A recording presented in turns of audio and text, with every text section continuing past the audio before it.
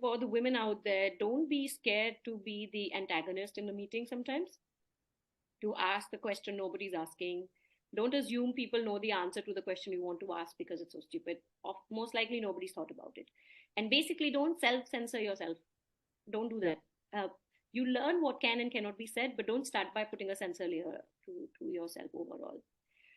Another more practical advice, except for self-censoring, don't do self-censoring, is someone told me this quite recently. Ask for a seat in the room, because often, and I still do that, so it's also a learning place for me. Often we assume that seat will be given to you, right? So you'll do hard work, people will see it, and then at some point in time, they will see your point and your value, and it's handed over to you. That doesn't often happen. It can, it doesn't have to happen this way. It's really about going there and saying, yes, I want it. Can I have it? And if not, then why not? What am I missing today? Ask for the seat in the room, ask for the seat on the table. And yeah, ask for what you really want to get to the next step.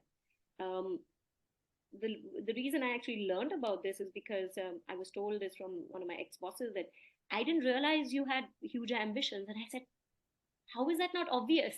Said, that's obvious. Like, no, it's not. Because, there are people, and I would like to believe men often ask for what they want more boldly, and the women don't. So yeah, don't censor yourself. Yeah, and ask for what you want. Most likely people don't realize your ambitions. Most likely they don't realize you don't feel you have a voice.